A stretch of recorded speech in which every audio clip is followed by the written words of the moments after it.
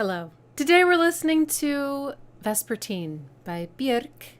It rhymes with Björk. Hidden Place is the first track.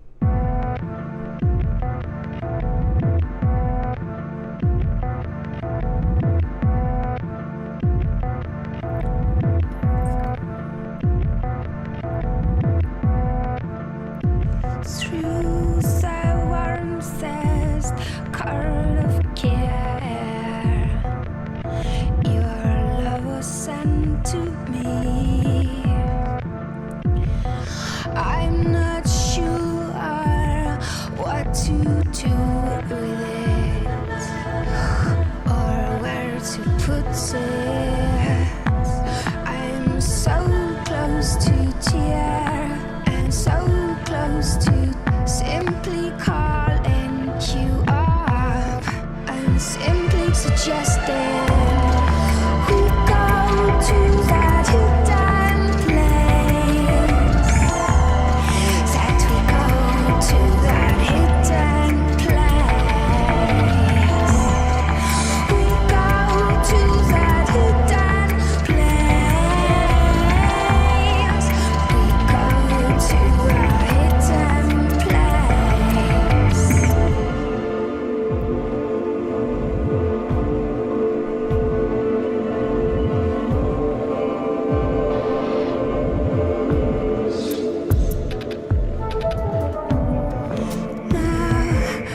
I have been slightly shy, and I can smell a pinch of hope to almost have allowed one's fingers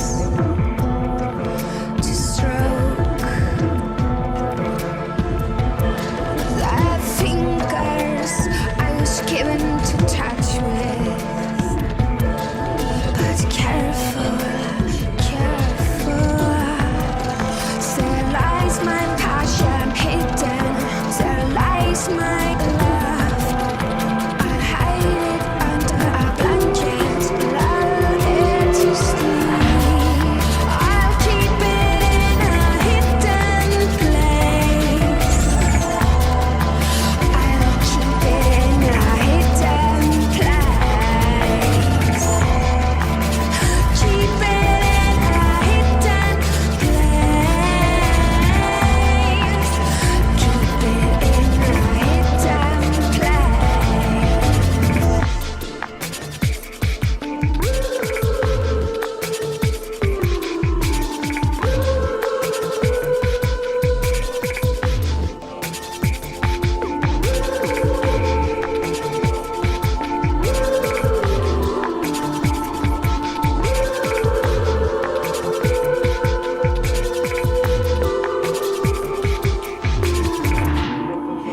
He is the beautifulest, fragilest, still strong, dark and divine, and the littleness of his movements hides himself, invents a charm that makes him invisible, hides in the air. Can I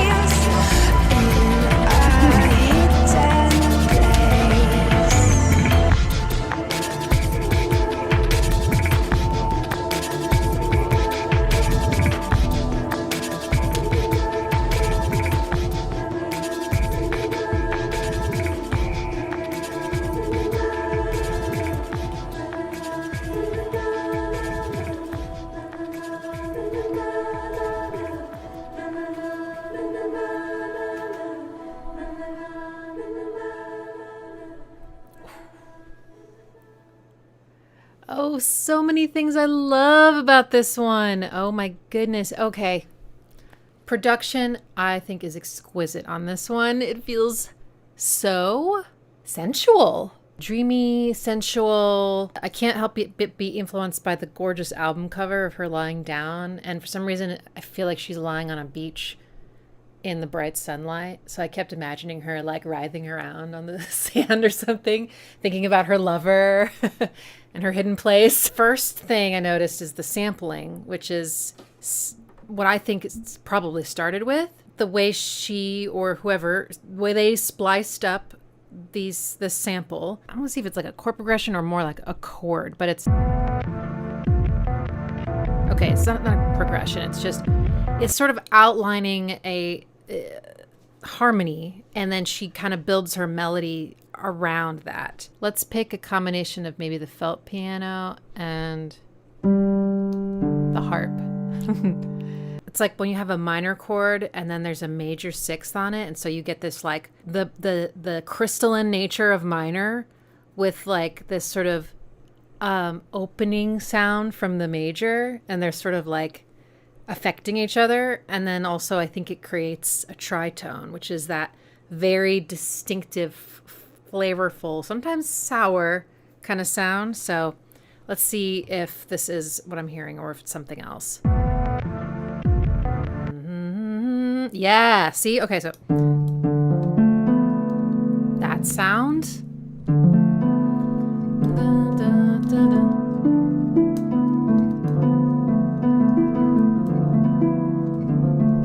Even with this note, ooh, that's cool. And I really love the backing vocals.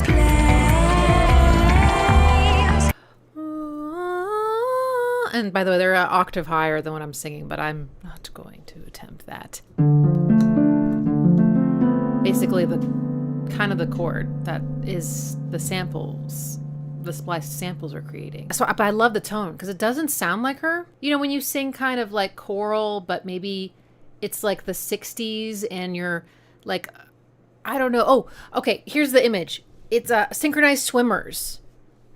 And it's like maybe some kind of a little bit like a playful song. And there's like, what? Place. I also loved the drums. They felt kind of trip hoppy with the bass, but they clearly aren't just like, I'm just sampling a drum beat. It's created. Simply calling you up and simply suggesting we go to that hidden place. It even has a what's that? Is that dance hall? But there's lots of layers to these drums. There's a lot of them that sound, maybe all of them sound very like muted, like the high end is all gone. It's just very like, so they're not occupying a huge amount of space in the song. They're just sort of just like doing their job kind of under the radar a little bit. The kick is really boomy and round. The bass is also really like bleh, wub kind of. And I love that shit. That like these super fast little ear candies. Because you got this pretty slow drum beat. And then you get these like, I don't know, maybe they're 32nd notes. Maybe they're only 16th notes. I have to talk lastly about her chorus melody. You know, Björk can meander a lot. She can be like in this sort of storytelling mode with her melodies. She's just kind of like, it's almost like you feel like she's improvising and she's like responding in the moment to like where to go next. And other times she writes these really cool hooks. And I think this chorus is a really cool hook. And she does this variation that reminds me of how I feel when I listen to Chino Moreno from Deftones sing his melodies. So I'm curious to find out like what it is about that reminded me of him. Go to that hidden place. We go to that hidden place.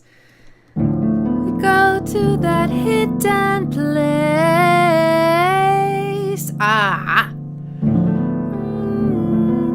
Listen to how much dissonance her melody is like. That's definitely a Deftones thing. I'm sorry about this. It's the music. Go to that, go to that. Like every note.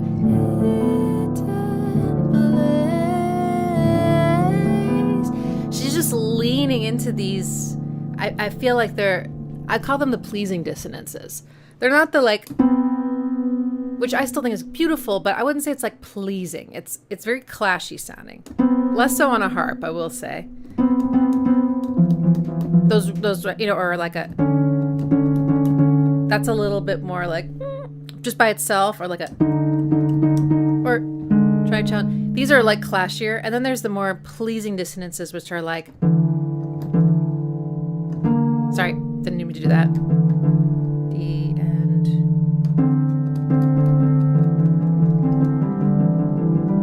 So she's all up in that. It's so beautiful. I think that's probably why it sounds like Deftones. She's probably hitting like sevenths and ninths and stuff like that, and that's all about where he's at. I love how she just goes back to it. Next one is called Cocoon. Oh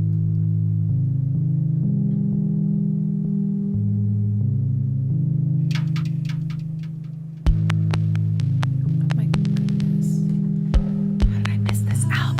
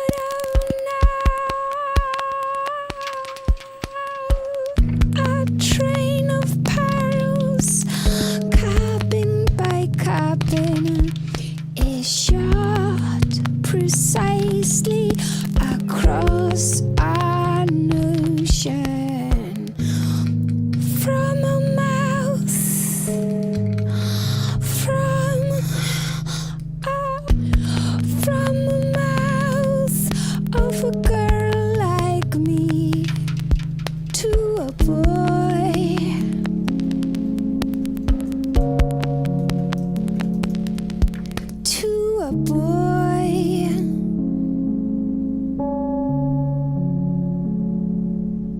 To a boy.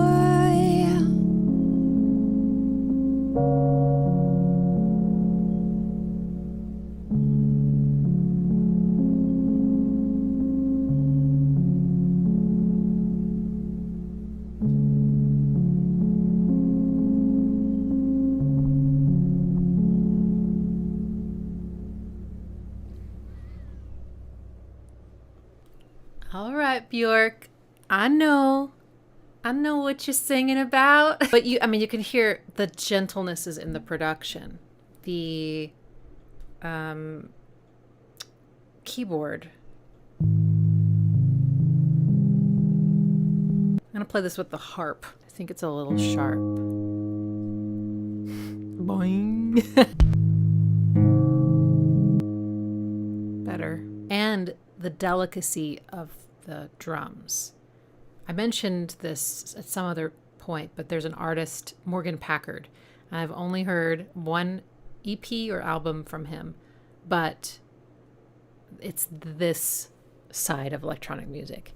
It's these kind of really, really detailed, sparse, kind of little like clicky, like buzzy drums with maybe like Foley kind of sounds mixed in. There's definitely some something being moved or hit, shuffled, that was in there with a delay on it. And, I could imagine there being like, other sounds. Like Morgan has a song that's like, sounds like ping pong balls are in the drum beat. And then other ones where it's like bubbles and, things like that.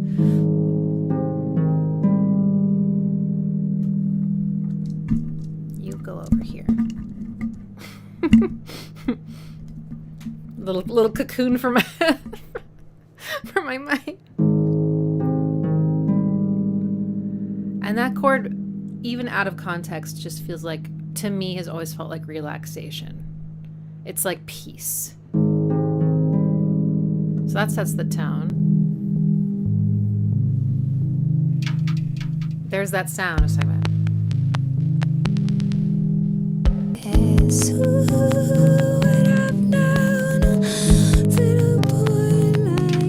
I heard it this note. After sharing my core would stay going nowhere. It's cool how she's saying, staying going nowhere. Harmonically, it kind of just rests in this one place. There's a stillness to everything. Little clicky drums. I think you could actually perform this song live without even the drums. I do really like them, though. I really like the detail, and because if you notice with this song, her vocal is produced differently, and also she's singing really high the whole time, and I think that's intentional in the way she's singing. Lots of gasps and sort of feeling like she's barely able to eke out some of those higher notes and things like that.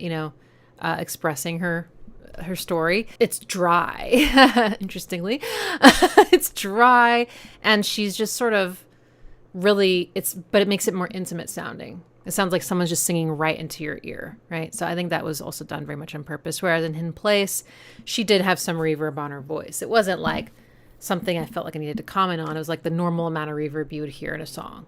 But this was so distinctly intimate and raw sounding. The little detailed drums, I think, complemented the breathiness and the high fizz in her voice. So that was really nice to have, because the keyboard is really warm and muted and low and gentle. This one doesn't have a hook, I would say. I'm not saying she doesn't repeat something, but I can't remember really what the melody was. Sounds more like she's sort of just exploring this G major 7 chord kind of place with her voice, I think, Next is It's Not Up to You.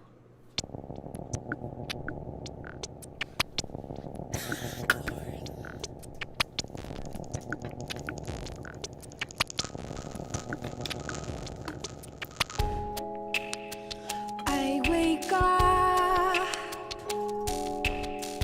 and the day feels broken.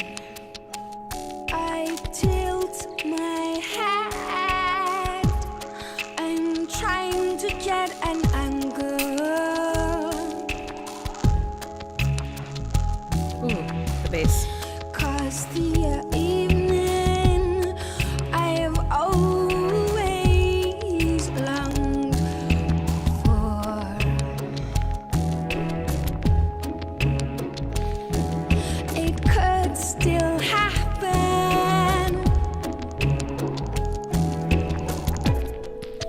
How do I master the perfect day? 6 glasses so water, 7 phone calls. If you leave it alone, it might just happen. Anyway, it's not up to you. Oh, it never really up to you. Wow. Oh, it The strings. never really it's not up to you. Well, it never really it's not up to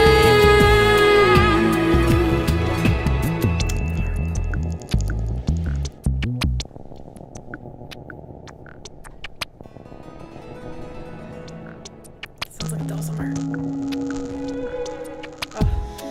If you wake up and the day feels broken, That's a harpsichord.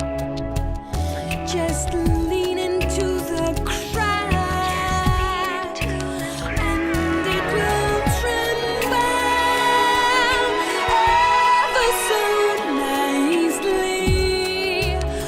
Notice how it sparkles down there. I can decide what I can, Blues. but it's not up to me. What I get given, unthinkable surprises about to happen. But what they are, it's not up to you.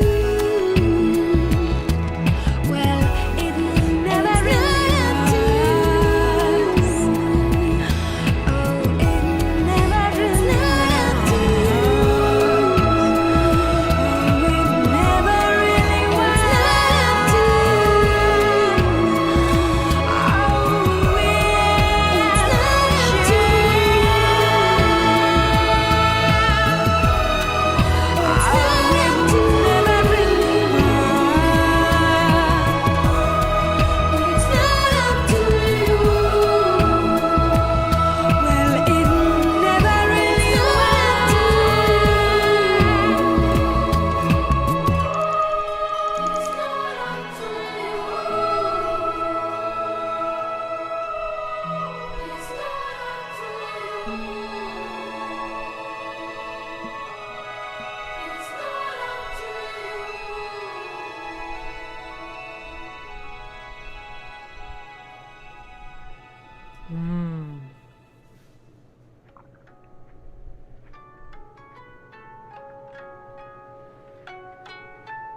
There's too much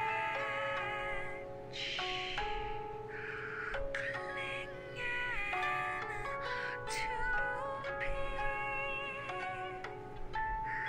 There's too much pressure. What did she say? There's too much clinging to what? Loved the instrumentation of this one. There were flutes, there was a harpsichord for a moment, there was something like a dulcimer, like a hammered dulcimer, there was obviously a harp, there were strings. It was very romantic. It felt very romantic and kind of lush at times, especially the chorus, very lush. And the bass The bass makes this song. I'm sorry, but it really just, because it's kind of, it just sort of, it like punctuates. It's just like doom, doom, boo, doo, doom, doo, doom. It's got a little bit of funk and groove in it. So this one also feels kind of the way like Hidden Place does, where she's telling a story in the verses. So the melody is kind of being almost carried by the lyrics. And then in the chorus, there's a hook. And she's got herself tracked doing It's Not Up to You with another of herself doing something else that's like overlapping. I just want to listen again to hear, because I was kind of distracted by the It's Not Up to You, because it's a beautiful line.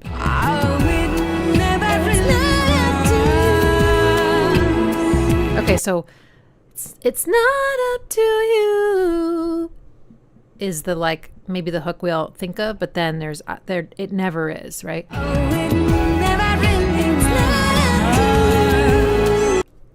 Oh, it never really what?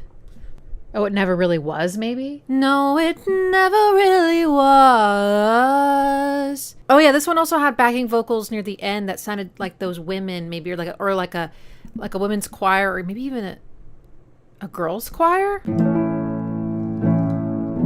And I think they're seventh chords, maybe. Yeah. Okay, so if this happens to remind you of like Satie or something, there's a reason, or The Warm Place. This is a 4-to-1 progression major with seventh chords, and that's just like this sound. It's even in that, what is that? Oh, there's a techno song. I can't remember what it is. Or even just breathe, just believe, just breathe. Remember that song? It's gorgeous, isn't it? It just feels like inherently kind of romantic, and it's like pastels. It's so gorgeous. And this is a cadence. So this chord wants to lead you back here to where everything makes sense again. Just kind of wistful and kind of like, you feel Twitter-pated a little bit with life. It's so beautiful. So that's what's going on during the chorus. It's not what's going on during the verse. It's not up to you. No, it never really was. And then, oh right, so she's finishing was when it's not up to starts over. So that's another overlap. It's not up to you. No, it never really was. That's not right. That's not what she does. Never really was. No, okay. Well, it never really was. See, these things matter. Beautiful. I love it. It's so good. And listen to that bass.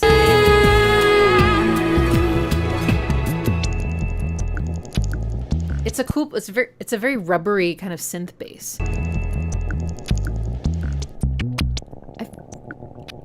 I feel like the drum groove, which is awesome, it feels kind of bubbly. Feels like kind of got bubblies. Nice little kind of almost like woodblock-esque for the clap or snare on the 2s and the 4s. It's so nice. The harps just doing their, higher. Harps are so freaking high. Wait, what am I doing? Doesn't sound very good. And then the verse is a little darker because she's kind of doing this, I think, kind of. There's a da-da.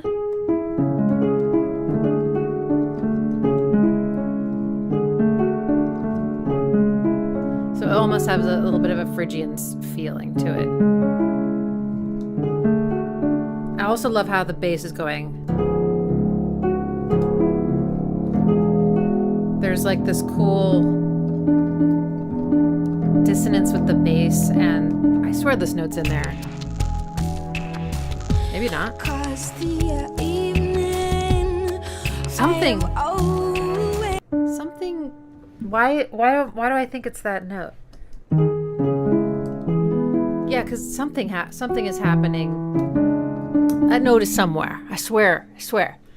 So it's, yeah, that part has a different mood for sure. It's also a much sparser production, right? The strings aren't there, the harp is, and then I can't remember where the harpsichord is, but it was just for a moment. There's like these little ear candies, but it makes me think I need to load up a harpsichord also. Perfect.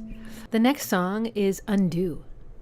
It's not meant to be astray. It's not meant to be a struggle up here. Oh,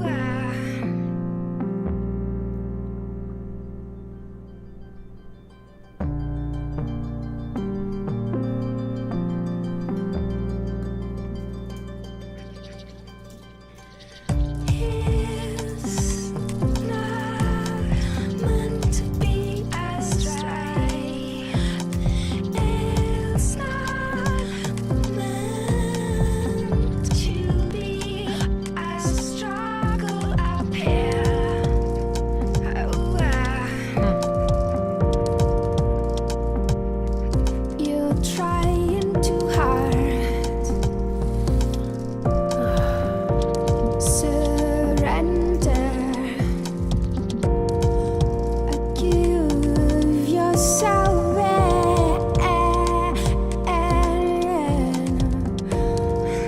You're trying too hard. You're trying too hard. It's not meant to be astray. It's not meant to be a struggle up here. It's not meant to be astray. It's not meant to be a struggle up here. Oh, it's warmer now. Lean into it.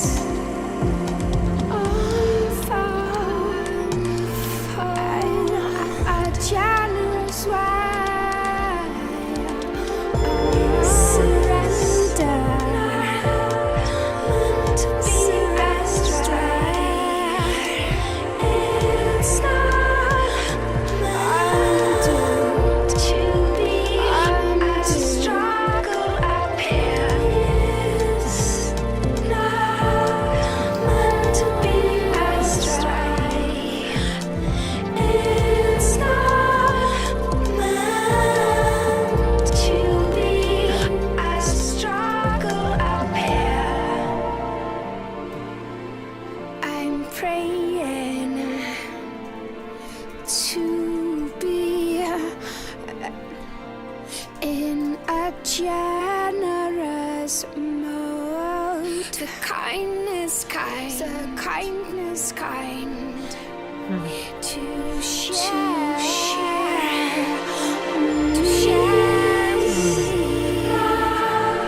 Meant to be astray.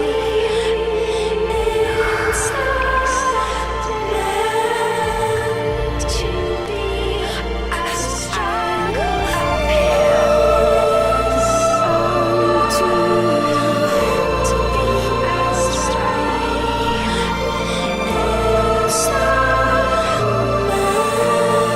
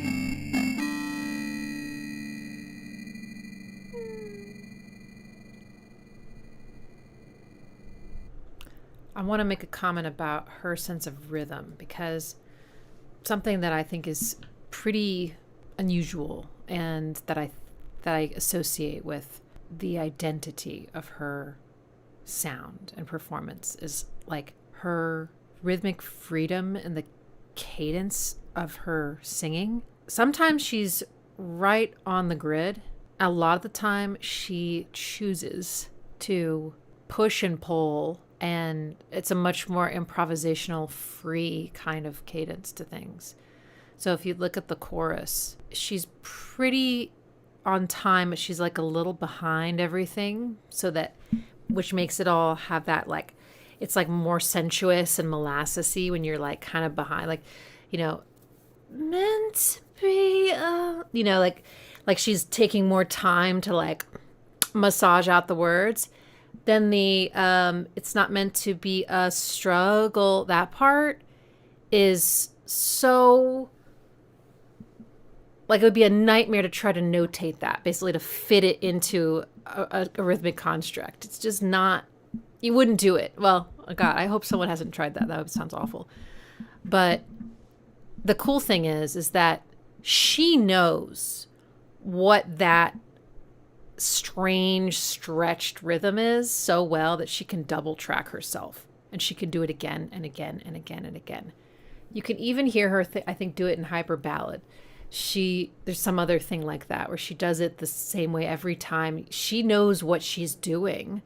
It's not just like, I'm just like, whatever, you know, she has this, expresses freedom, but she actually has, I think, a lot of control. It's the perfect place to be as an artist, where you're like liberated, but you have so much command over your instrument or what you're doing. And so she's double tracked in the chorus, meaning she's singing it again and layering it on top. So it's two of her singing together. So in order to do that, your timing has to be pretty close. You know, it can be a little off every so often. That sounds human, but it can't be like completely off. It would just sound like a mess. And, you know, she's with herself. She knows when to sing, not a struggle, even though to us it's like, where is that? You know, it's so cool. So I just wanted to say that. This one also kind of lives in that lush, romantic place. And it's mostly a major seventh chord. Again. Sorry. It's going to be an A. Okay. It's not meant to be. I already forgot. It's not meant to be astray. It's not meant. So that part is all like, oh, sorry. Fuck. It's not meant. That's like totally on the grid. But then listen to what happens with struggle. To be a struggle up here. A struggle up here. It just has a completely different feeling to it. It's so beautiful. That's gorgeous. Again, she's singing around. Actually, it's she's singing kind of all around a ninth chord. It's not meant to be a struggle up here. Love the strings, love the instrumentation. Again, really minimal, beautiful electro kind of drums. I love the drums in this. They're so good. They're so gentle. Next is Pagan Poetry. So again, I know this song, but I can't remember what it sounds like.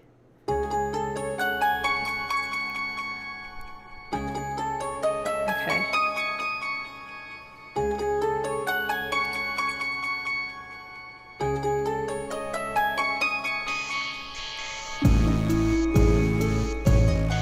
Darling, through So it's darker.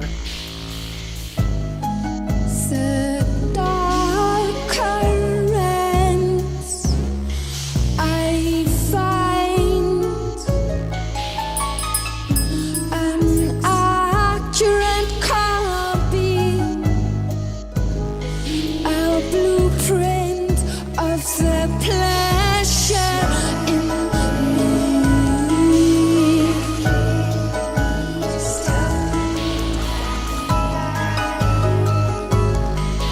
A secret code card, a secret code card.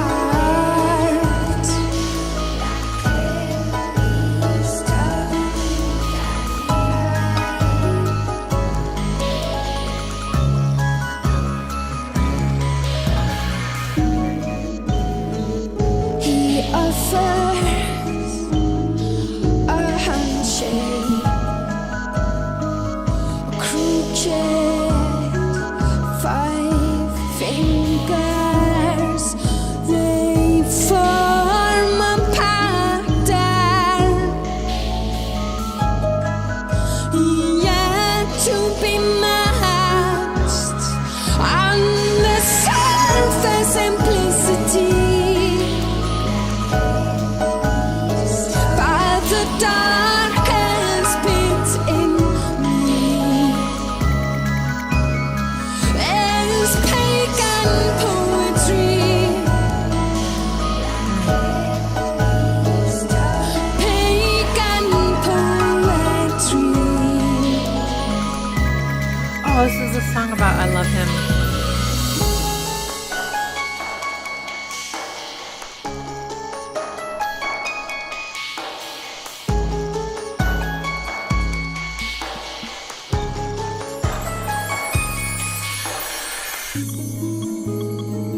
Morse coded signals, a pulsate, wake me up from my hibernation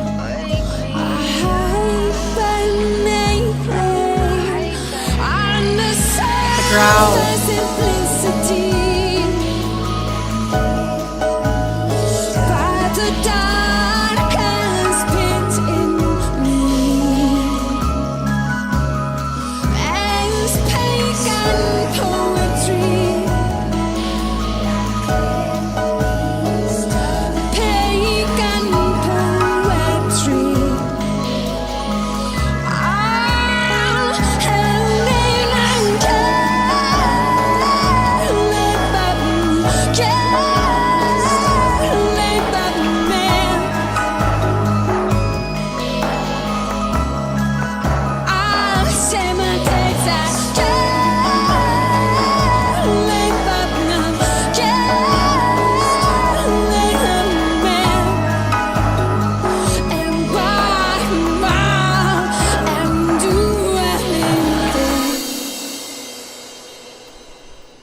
I love him, I love him, I love him, I love him, I love him, I love him, I love him, I love him.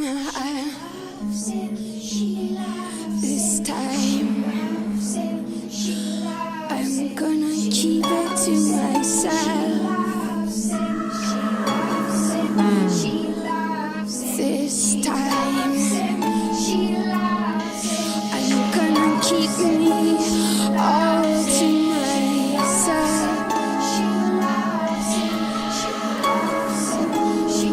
But it makes me want to hurt myself.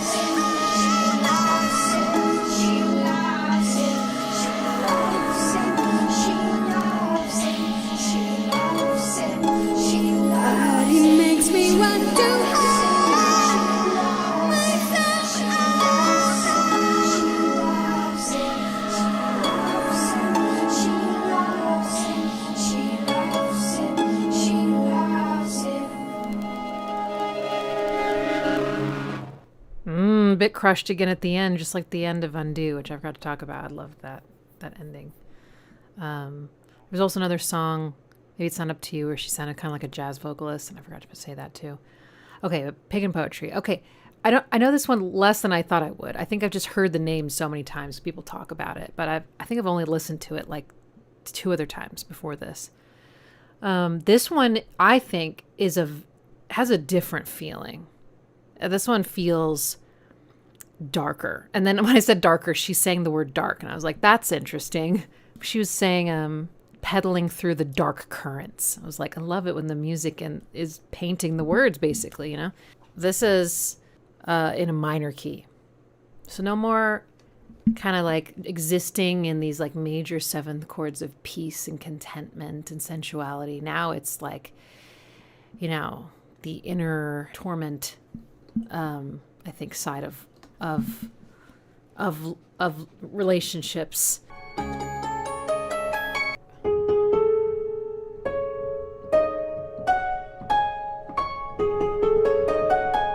Okay. It does remind me of another one of those like cool Japanese scales.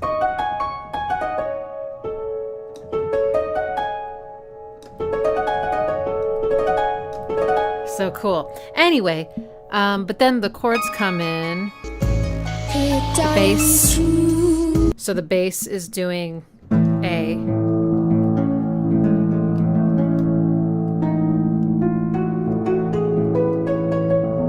So that's a flat 6, and then goes to 5. Sorry. I'm in C sharp, big C. Okay.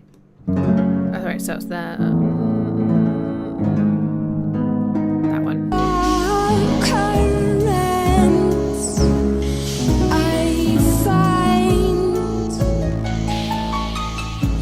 Beautiful runs.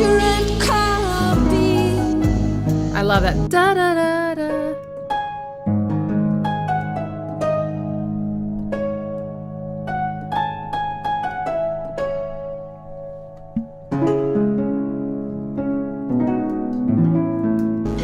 Our blueprint of the pleasure in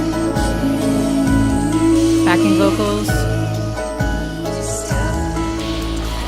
You know, I was just listening to a Curly's latest EP, and I feel like I'm hearing some like Björk in her vocals sometimes. This kind of like, I feel like my voice box is too big for this, but like something. It's like a really small. It's cool. All right, so now there's some sound that is being programmed, and it's almost like a bell. It sounds bell-like. That do-do-do-do-do-do-do is really, really beautiful. And that bass is so important. That boom, boom, boom, rest, boom, boom, boom, rest. I think that's mostly what it's doing. Sometimes here it goes duh, instead of a rest, but.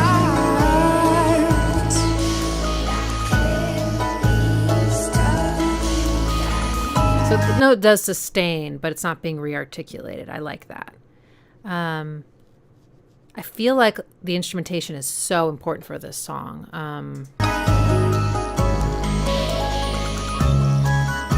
Like that bell sound is like another character in the song besides her protagonist. Yeah, and that.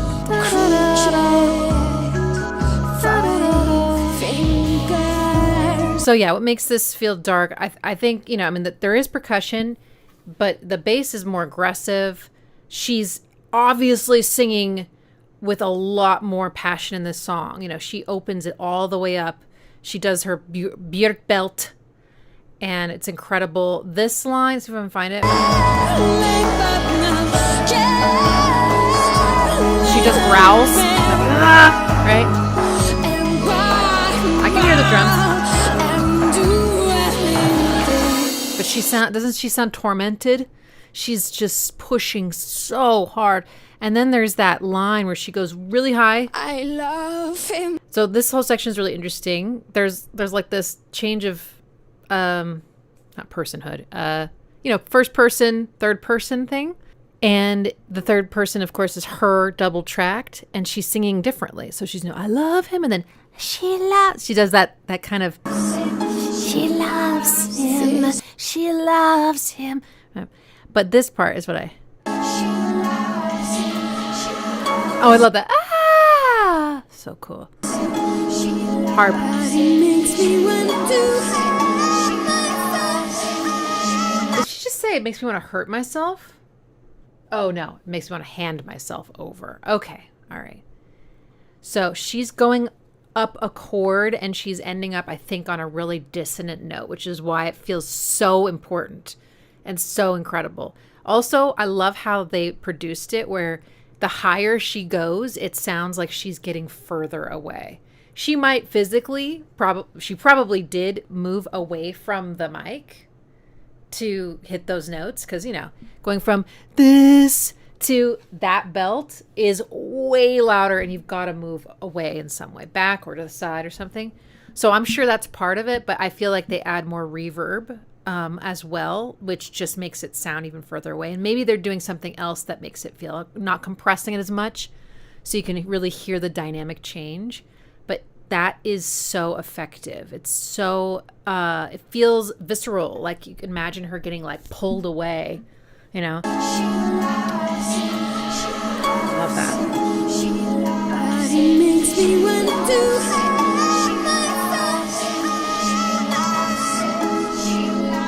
So she's going, it makes me want to hand myself. Okay.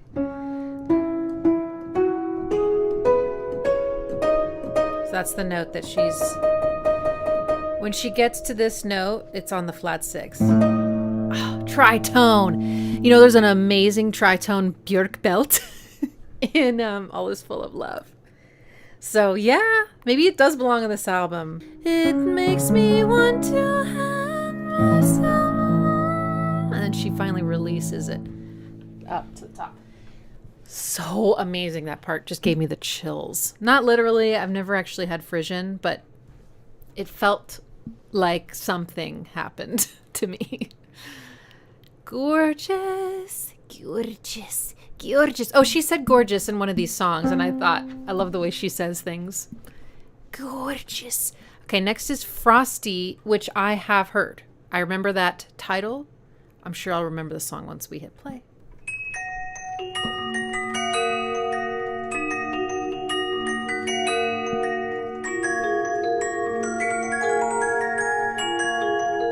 Oh yes, the crystalline one.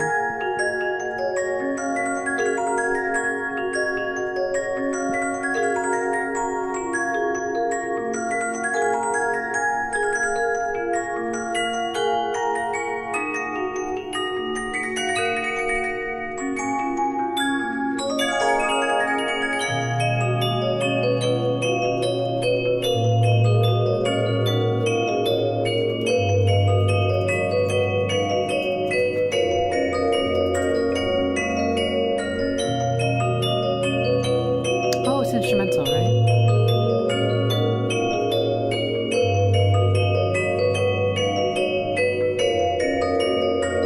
It reminds me of like a Celesta or something. Do I have that?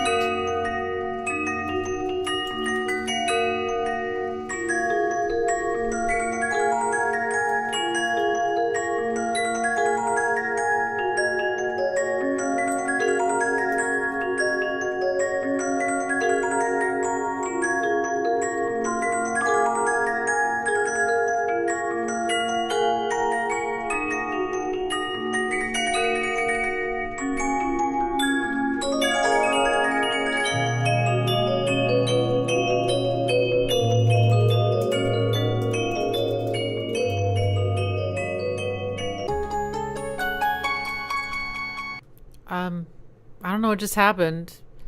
That was weird. It just suddenly switched to another song.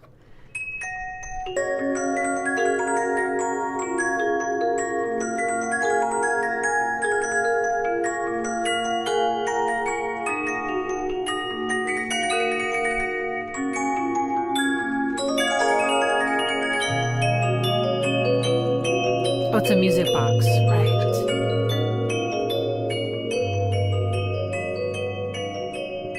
There we go. Okay, I'm going to just pause it right here. Sorry about that. It jumped back to Pagan Poetry. I have no idea why. So yeah, beautiful instrumental. It's a music box. So Björk produced this one and composed it. And then it was arranged by Jack Perrin and Björk on a music box. That's so cool. I forgot that. I loaded up a Celesta, which I don't even fully know what a Celesta looks like. But I feel like it's definitely an instrument that could have been used in this album if it hasn't already. But, you know, it's a beautiful, you know, kind of bell sound. So this song actually has like a lot of notes. And also the music box, there's a lot of overtones. Sometimes the pure fundamental, which is like the main note you hear when you hear, is a little hard to make out. And it's really high too. So let me see if I can get the gist of this. I mean, I think it's... Oh, sorry. It's really loud, isn't it? Let me turn it down. Like, I don't know what that is. I don't know what, like, chord that would be. It's a lot of notes. But that one feels like...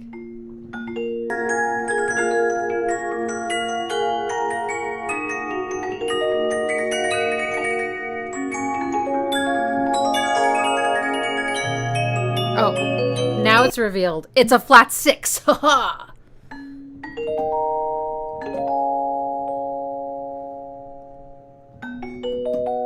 Oh, it's just going down. It just kind of... Oh, sorry. Ah.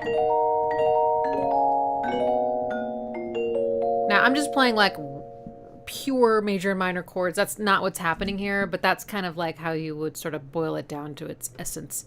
A lot of other lines and rhythms and confounding notes and things. But I think we can all agree it does sound very Frosti because of the music box. That sound is very crystalline, you know, and it's got that like hollow. You can definitely imagine yourself playing, I think, some kind of row of icicles. It's really, really pretty. Next is Aurora, and it blended in from Frosti.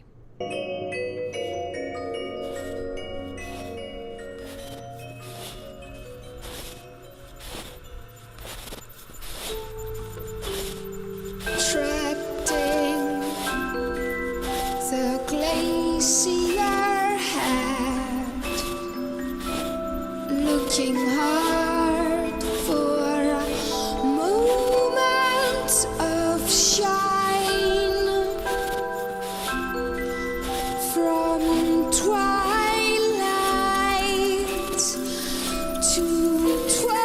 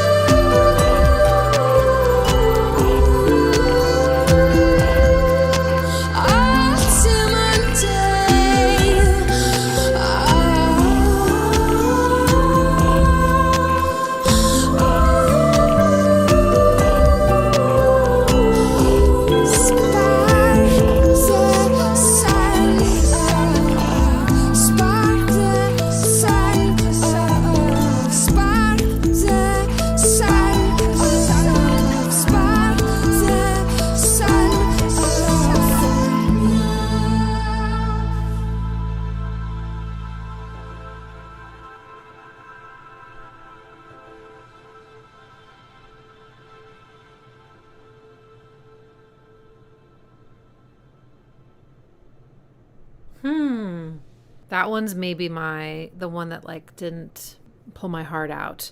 The harp is doing a lot. Like it's very, very active and busy. There was like this feeling a little of like kind of confusion. And that's fine. But I noticed thinking, okay, this is a song about the Aurora. I've never seen it, but I hope that when I see it, if I do, it would be this moment of like clarity, you know, of just like, it all makes sense. And it's just like, you know, and so there was this like mismatch in me listening to this song and how I felt imagining how I'd feel actually singing the Aurora. Of course, that's just, you know, I had some sort of association my brain was trying to make, and if I let go of that, I might hear the song differently. I can't really remember anything from it, but feeling kind of like, what? But I do want to comment on the beginning. So when it comes off of Frosti, the beginning is setting the beat with what sounds like a foot, you know, stepping into hard snow, that crunchy sound. So I thought that was really cool. It's very like visceral because just, you know, we've all done that.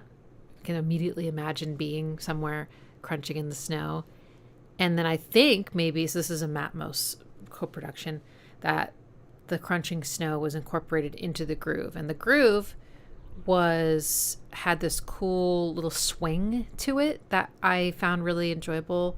A lot of times the lushness, everything else was sort of, you know, pulling the attention, but there are moments where you could kind of hear the kind of swing. It was really kind of cool, very detailed. Yeah, harp. I love that one harp riff. I will say, I gotta find that riff. It was just this moment with just the harp. I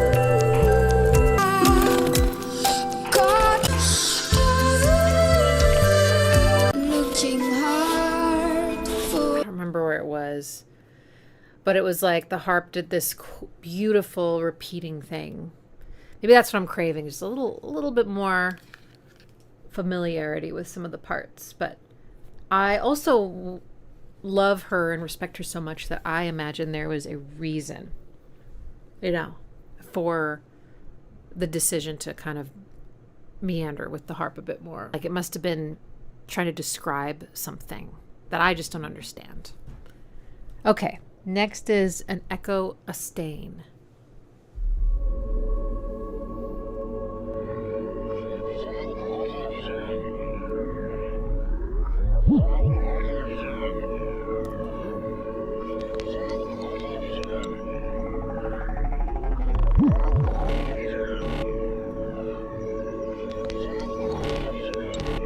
She touched my arm and smiled.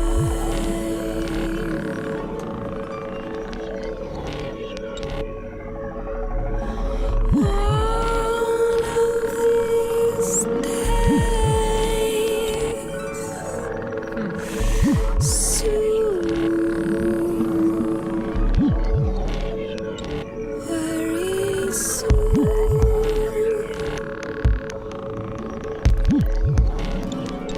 love you till then,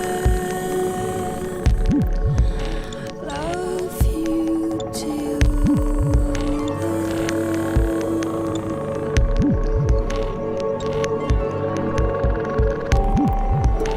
Feel my breath on your neck and your heart will rain.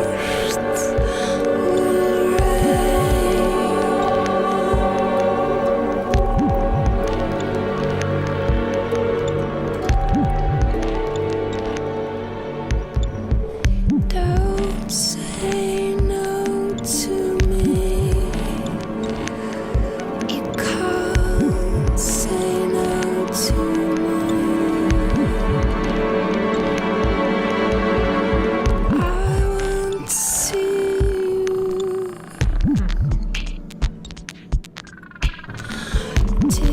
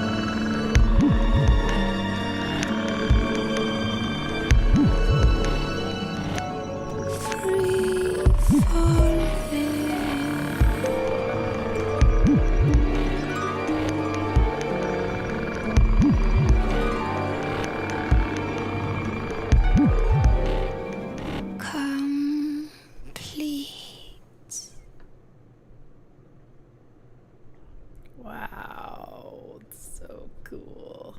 This one felt different than the others. I love the drums so much.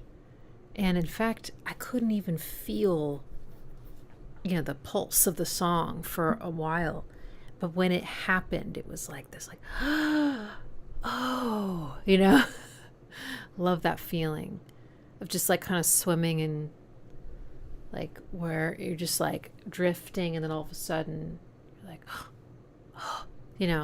you catch this thread. So it took a while for it all to all sort of come together, and I think that probably was done purposefully. The drums have some elements that we haven't heard before, like inside of the drum groove, I would say, is like built in this like boom, boom. There's this like rubber band synth, and it is tonal, and I'm sure it's not actually a part of the drum groove, but it felt to me like it was, like my brain put it into the drum groove, because it always happened at the same time in the drum groove. So I loved the way that felt. I love feeling like wow wow sounds, especially when they go low. And this one actually went pretty low. And I don't know, it's like you hear it, but you also feel it somehow. And there was also some like frogs,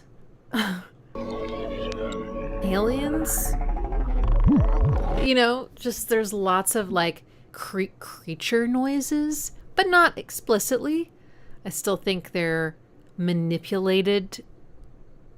I don't know what they used to be, but they remind me. And then there's this chord. This chord is like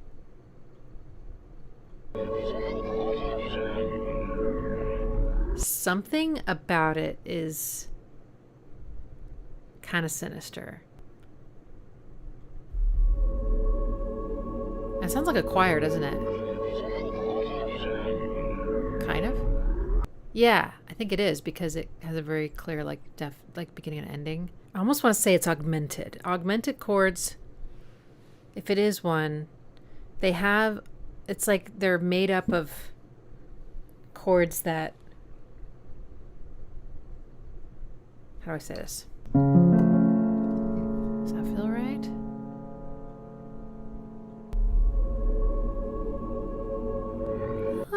There's another note in there.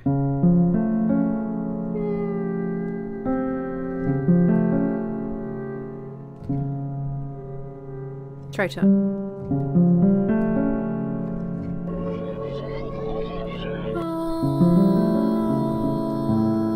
Okay, where do I have the note?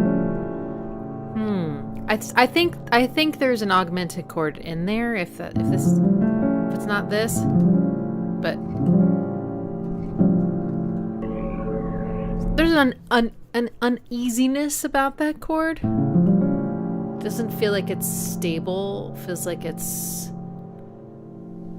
shifty.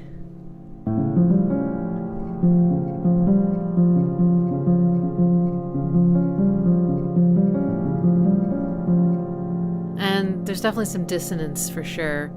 And with the choir, I don't know, it is just kind of like a little creepy. So that's sort of what she's singing against, I think, the whole time, right?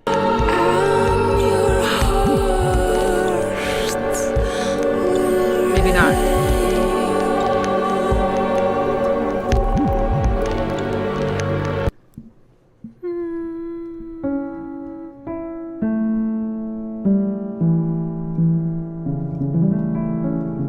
Okay, maybe there's a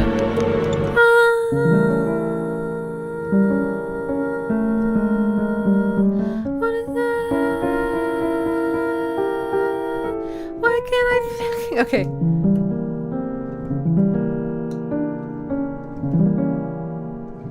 Is that the chord? I think. Okay, so there's definitely dissonance in there and shiftiness. And then don't say no to me. Wow. Yeah, that'd be really interesting to try to figure out what's happening there. It's almost like, I mean, I could see someone going, oh, it's bitonality or something. There's like two chords kind of layer on top of each other that feel like they're from these different like key centers. And then she's singing like She's sort of, she's found a place to orbit around, but it's like, Say no to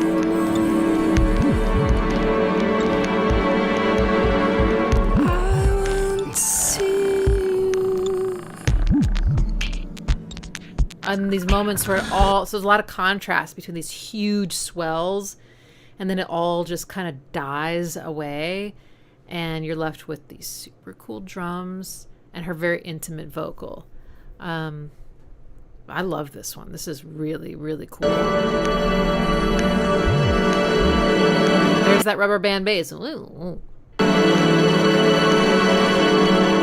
a huge... It sounds like, yeah, it sounds like two chords like layered on top of each other.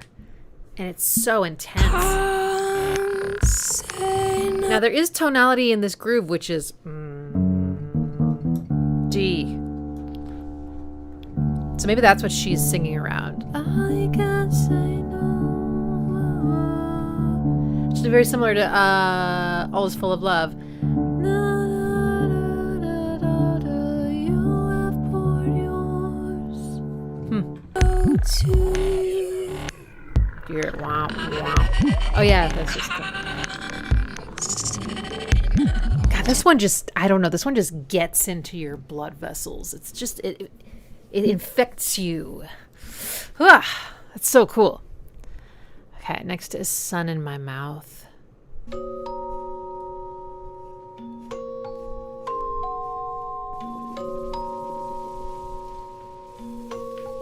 I will wait out till my thighs are steeped in burning flowers.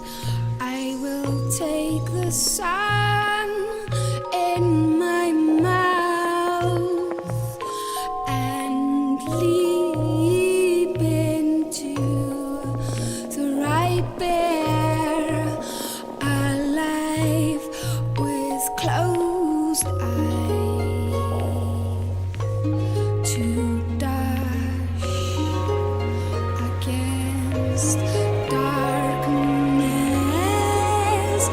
in the sleeping curves of my body. I shall enter fingers of smooth mastery with chasteness of seekers.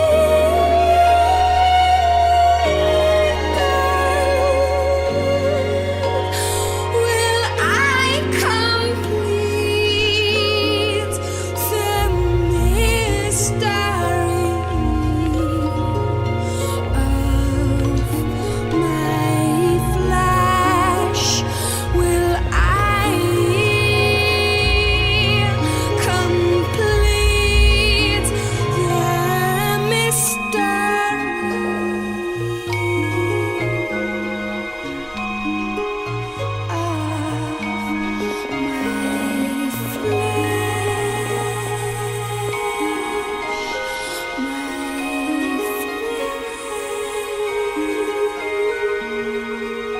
Strings.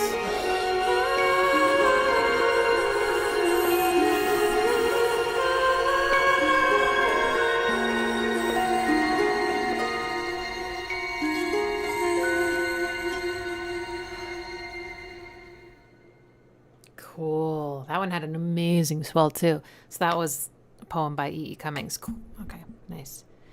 The bass. The bass does a lot.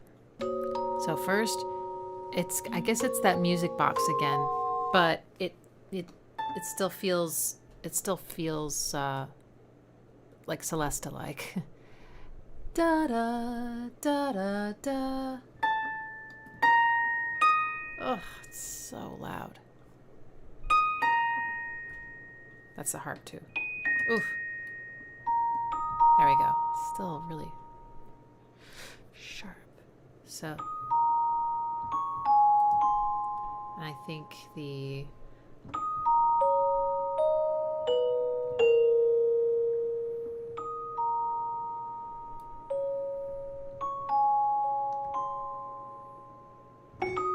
there we go.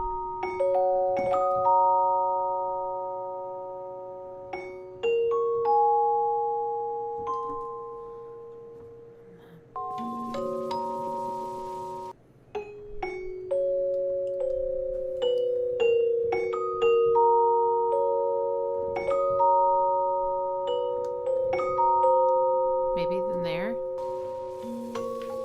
I will wait. So it's kind of going back and forth. Kind of like this.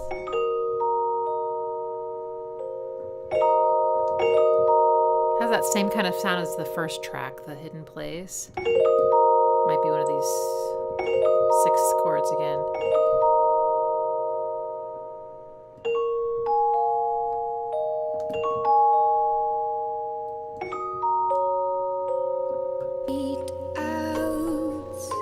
All right, and then the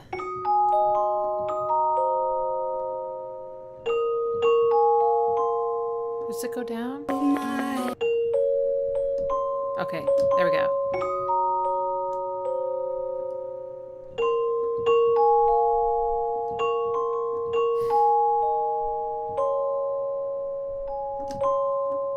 Let's see if the bass backs up what I think it's doing.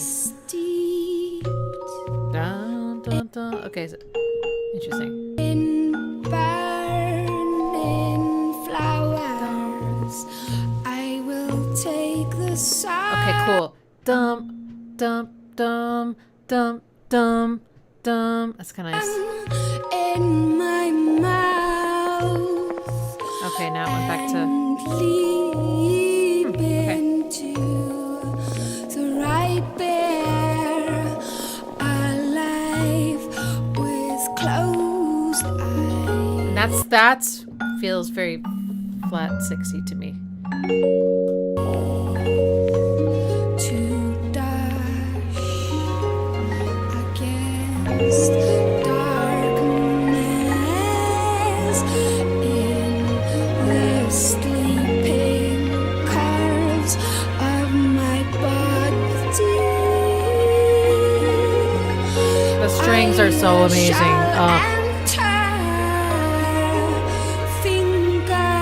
And they're doing tremolo, which adds so much excitement and suspense. Of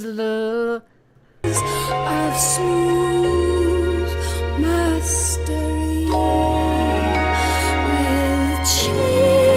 with There's something about a harp doing like an ascending arpeggio while the strings swell. Like that is just the most. It's evocative beyond belief. That it's just one of the great combos, like peanut butter and chocolate. That is just great. Yeah, that one was beautiful. That one also felt very lush, very sensual, but also very meandering. I mean, it is a poem, right? So I don't think there was any repetition in the poem, so there's no repetition in the vocal.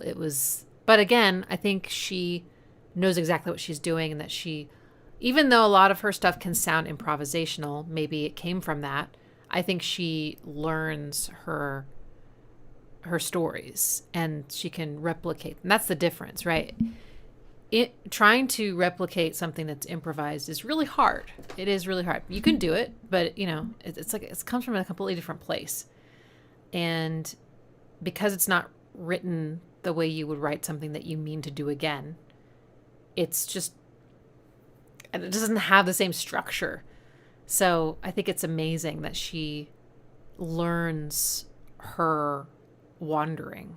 Like imagine you go off on a trail you've never been on before, and you're just like walking wherever, and you're kind of like, ooh, what's that over there? And, there's all these little social trails, and you kind of just go and go and go, and you're not really paying attention to where you are, where you're going, when you're turning or not. She she remembers where she went. She can go start back over on that trail and remember, oh, yeah, then I turned left and then I turned right and then I went here and there's the tree and everything. And so it's just like it's kind of a superpower, I think. She's pretty amazing. Next is Heirloom. Okay. Nice stereo. Ooh.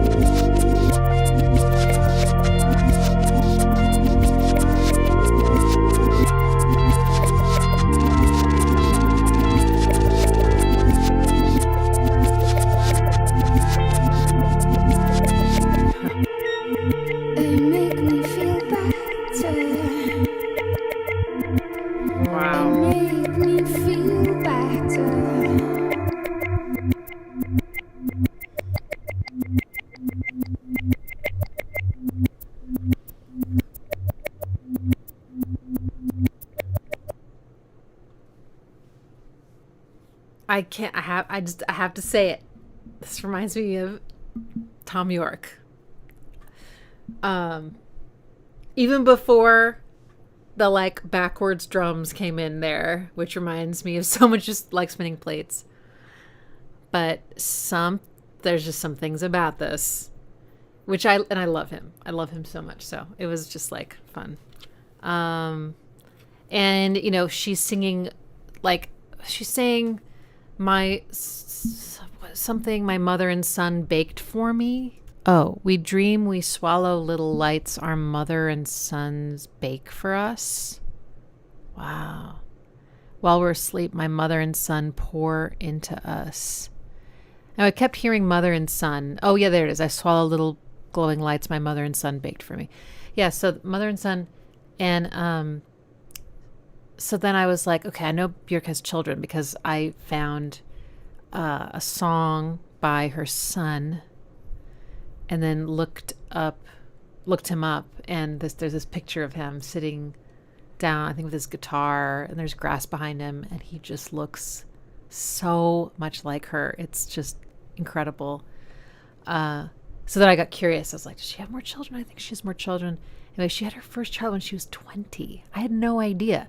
So like most of the Björk stuff that I know, she was already a mother, and for some reason I like really didn't think, like I imagined that change happened for her like later or something. It was really interesting. So I don't know if she was actually talking about something, you know, about her mother and her son. I don't know, but it's still, that line kept popping out.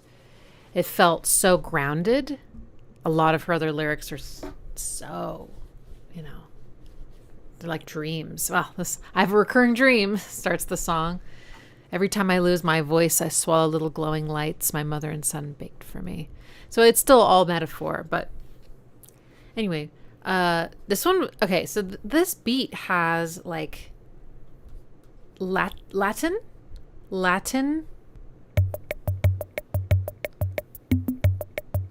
I mean, it sounds like a much better version of like something I would hit play on my like little Casio when I was 8, you know. It's obviously like better quality, but it does kind of have that vibe of like a Latin beat made through like kind of your basic keyboard synthesized drum sounds that are trying so hard to sound like the real instrument but failing miserably. The wood block is pretty realistic. I love the delay and the panning. Then this chord comes in, and it comes back a few times, and it's cool because I thought, okay, I wonder if this chord is going to make more sense in the context of the song. And it totally did. So it's almost like this moment where they inject this dissonance and uncertainty, knowing that it's going to pay off later. But this is not even a chord, really. It's just two notes, and they're right next to each other. So there's a maximum amount of disorientation caused by that. When you have two notes that are literally just right next to each other, our brain just cannot decide which one is the main note and which one is harmonizing with it. So it's just this like jab of like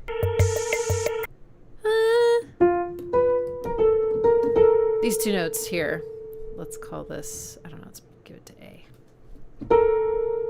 Why are you saying A sharp? Why wouldn't you say B flat? That's so weird. Can I make it say? There we go. So that comes in, and then I think it goes down here. Next.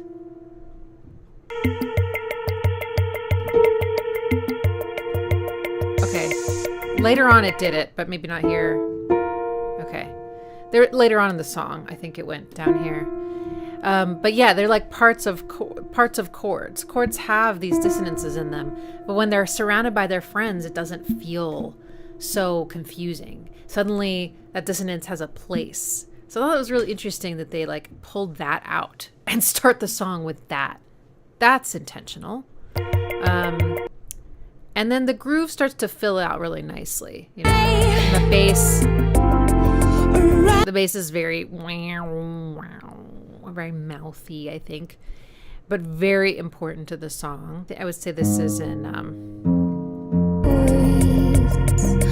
I swallow little glowing light. D. My mother and son baked for me during the night.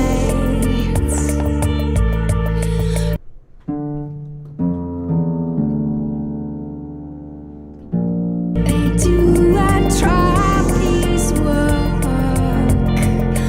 until they're in the sky. Oh wait, I'm playing it wrong. Sorry. Da-da. My mother and son baked for me during the night.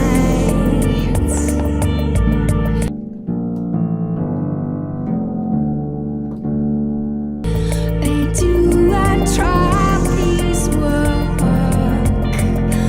until they're in the sky, right above my bed. So cool. While I'm asleep. And then we get a little bit of a trip hop thing going on here, I think, with the halftime groove layered on top of this more Latin groove. Really slow. Super glitchy. My mother and son pour into me. And there's like a polyrhythm kind of in the bass. It's just syncopated, but Oil. dugga, dugga, dugga, dugga, dugga. It's a beautiful flow. This one, so something I'll say. Björk can, we were talking about at the beginning, she's got some songs that have these hooks and some that don't have hooks.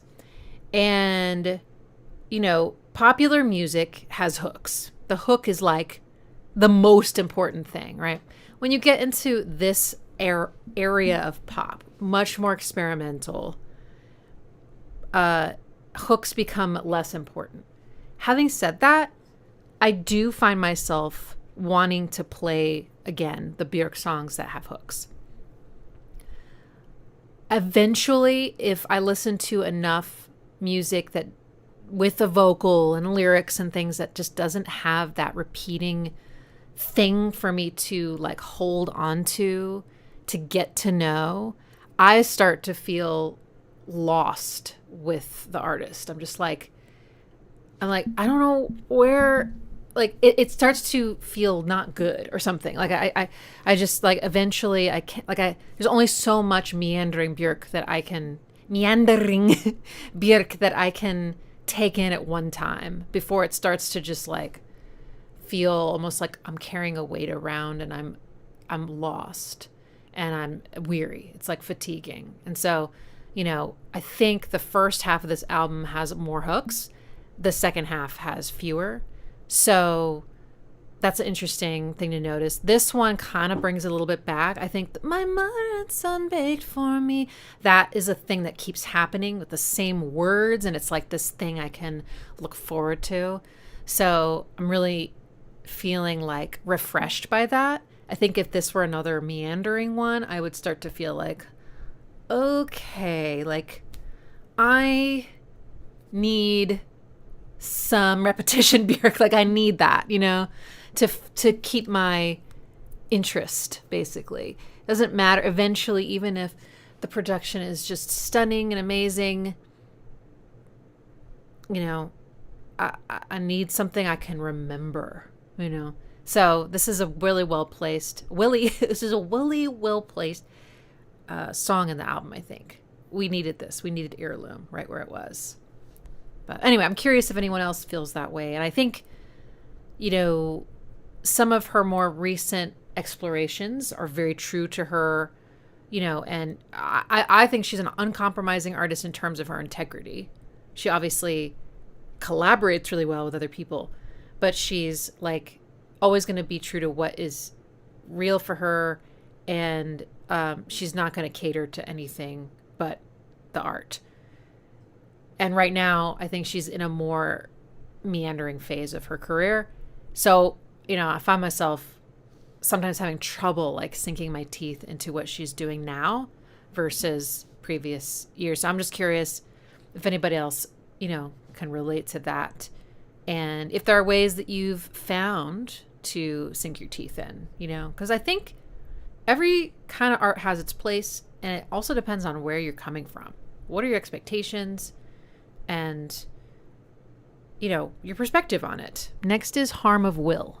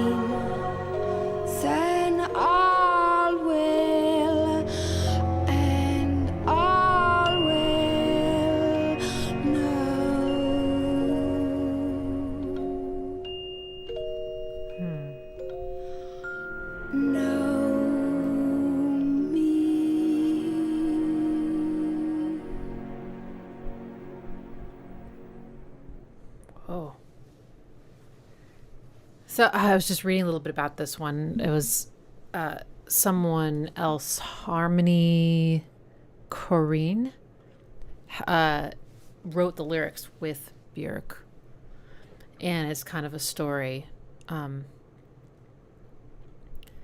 It's weird. It's like there is something a little disturbing about it, but there's also this incredible, again, like sensuality, and those big swells. The strings sometimes felt really warm and like amazing, and the other times they felt very like, be careful, like a warning, especially near the end. So that was kind of interesting, more dissonant and darker in the second half. The choir is in this song. It'd be interesting to go back and count, like, is the choir in every song? I don't think it's in every song, but maybe. But I mean, Björk with this choir behind her sounds amazing. It's so good. I love the way her voice blends with them, and then of course just what they bring to the whole production. That was a good choice. Really, really cool. This is another meanderer. Yeah.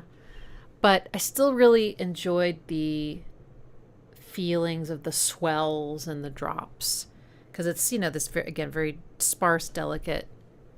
I guess it's I don't know, it sounds like a glockenspiel, but maybe it's the music box. I've never heard music boxes sound this low, so I think I'm just like not used to this tone or timbre.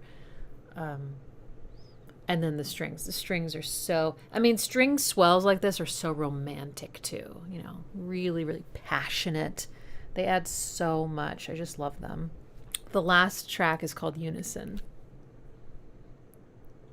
One hand loves the other so much on me. Oh, have I heard this?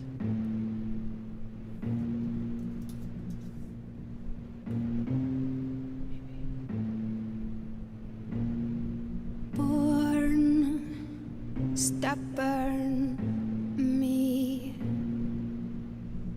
will always be. Before you count 1, 2, 3, I will have grown my own private branch of this tree. You gardener, you discipliner, domestically, I can obey all of your rules and still be.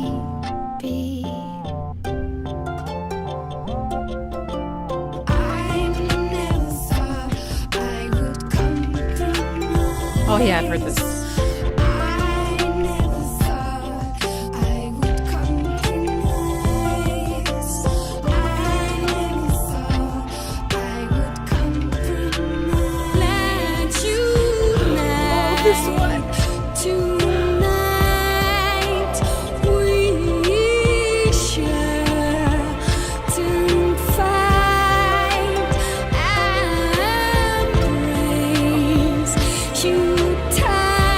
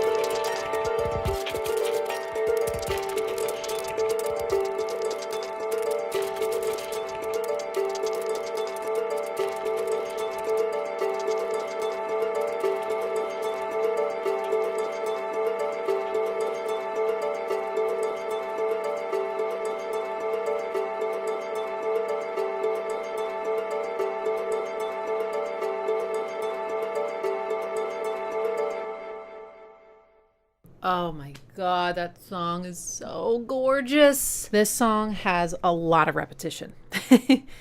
And, you know, the pre-chorus is what was it? I never thought I'd compromise. I never thought I would compromise. Was it? I never thought I would compromise. I think. Maybe I could play a little bit of it.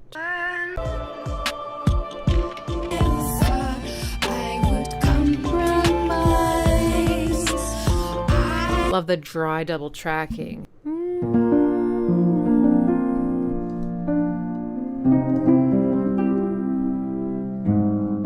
minor, okay.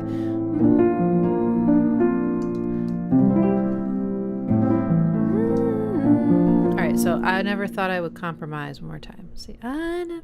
But now I can't do this without you.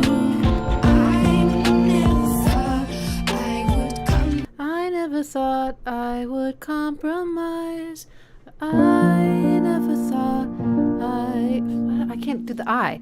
I never thought I would. Okay. I never thought I would compromise.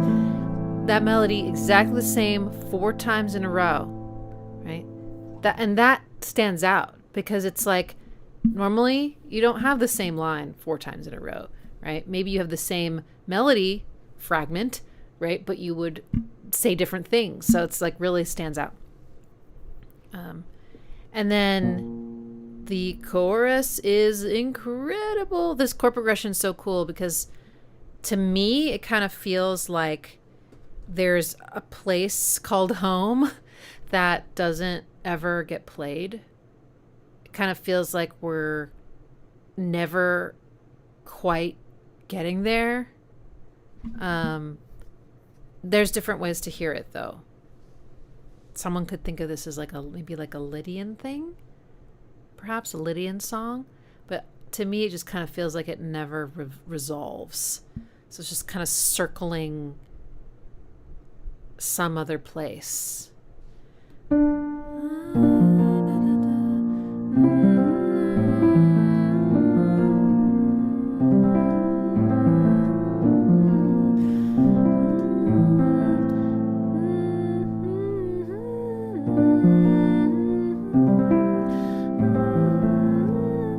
This is genius. So gorgeous.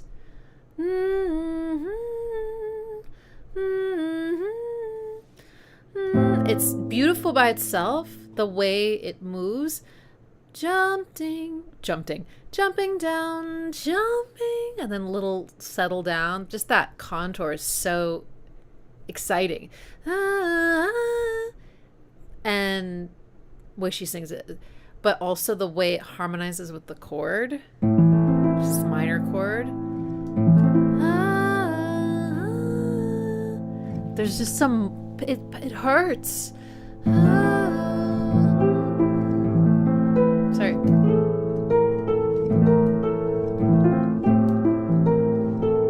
I love it. And then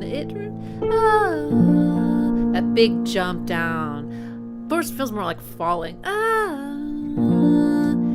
This is so. That moment is so. Feels so confident. But then. So if you hear the way I do, then there's this home that is never played here, and so this would be the flat 6 chord. So I'm just gonna say that. Some people who maybe are just like. Don't hear everything in the minor context would hear it resolving up to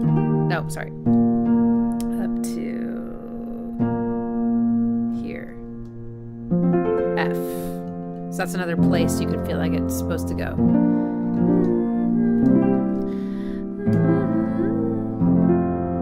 Like that's home. In that case, this would be the 4 chord. But anyway, oh yes, it's so beautiful. All the things that we've heard in the production in this album are stunning, but they all are firing on every cylinder in this song. It's like the strings, the harp, the backing vocals, the choir, I should say, the choir, and Björk.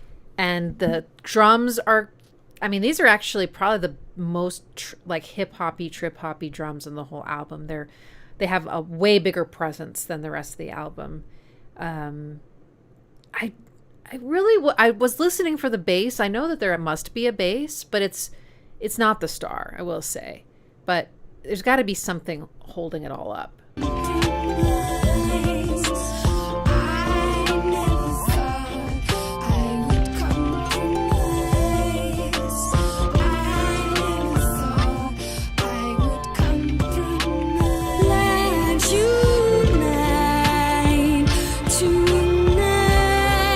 I have to say, this chorus is at the same level, the way it makes me feel, as Unravel.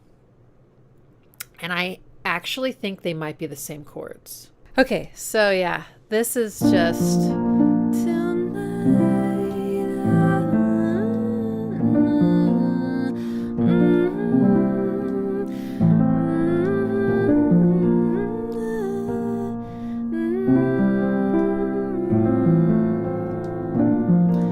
It's exquisite.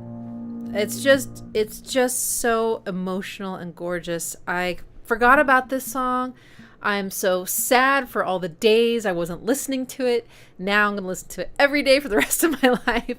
The choir was doing their job. The strings were doing their job. The harp was doing its job. Björk was channeling her genius towards us. Thank you. Oh, it's so good. I can die happy. I can't believe that's the last track. I mean, you have to really trust your listeners to keep that gem at the end of the album. Oh, God. Well, with that, I'm going to say goodbye because I need to be alone with Unison. Wow. This was really cool. I really love the first half. The second half, I'll need to like spend more time with. It might grow on me a little bit more. I think it's still really good. And then Unison to just wrap it up. Oh, man.